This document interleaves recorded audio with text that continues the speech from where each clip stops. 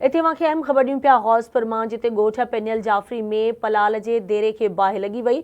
मुतासिर ॻोठाणनि एहतिजाज कयो आहे। हथियार बंदन ॻोठ ते काह करे रमज़ान जाफ़री जे 10 जरेबनि जे पलाल जे देरे खे बाहि ॾिनी वई।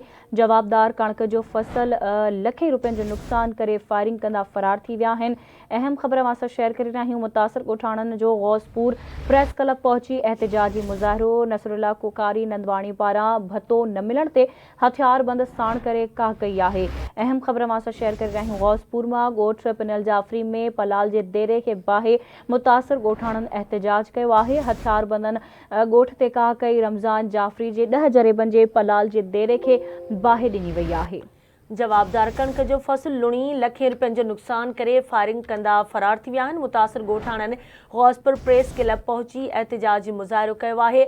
नसरुल्ला कोकारी नंदवाणी पारां भतो न मिलण ते हथियारबंद साण करे काह कई आहे, इहो इल्ज़ाम हंयो पियो वञे।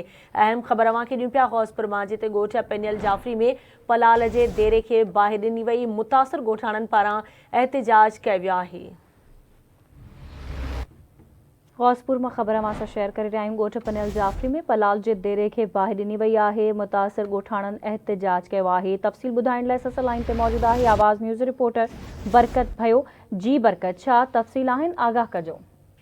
जी बिल्कुल, मां ॿुधाईंदो हलां त ॻोठ पेनियल जाफ़री में इश्तियारी दुयारी नसरुल्ला कुकारी नंदवाणी ज़फ़रला सदाम उर्फ़ टेबो पंहिंजे साथी हथियारबंद साण करे भतो न मिलण ते रमज़ान जाफ़री ते फायरिंग करे रमज़ान जाफ़री जे पयल 10 जरेबनि जे पलाल जे देरे खे बाहि ॾेई कणक जो फसल लुणी विझी करे लखें रुपयनि जो नुक़सान करे फायरिंग कंदा फरार थी विया आहिनि। जंहिं बाद मुतासिर ॻोठ रमज़ान साल बाबर जाफ़री मुज़ाहिरो करे जमाल थाने जी पुलिस ख़िलाफ़ सख़्त नारेबाज़ी कई वई आहे। उन मौक़े ते मुज़ाहिरीन मीडिया बयान चयो आहे त नसरुल्ला कुकारी नंदवाणी असां ॾाढा हो जंहिंजो इतलाह जी पुलिस खे कयोसीं, पर पुलिस जवाबदारनि जी गिरफ़्तारी लाइ के बि जोॻा उपाउ न वरिता आहिनि। जंहिं बाद कश्मीर जिले जे मुख़्तलिफ़ थाणनि जे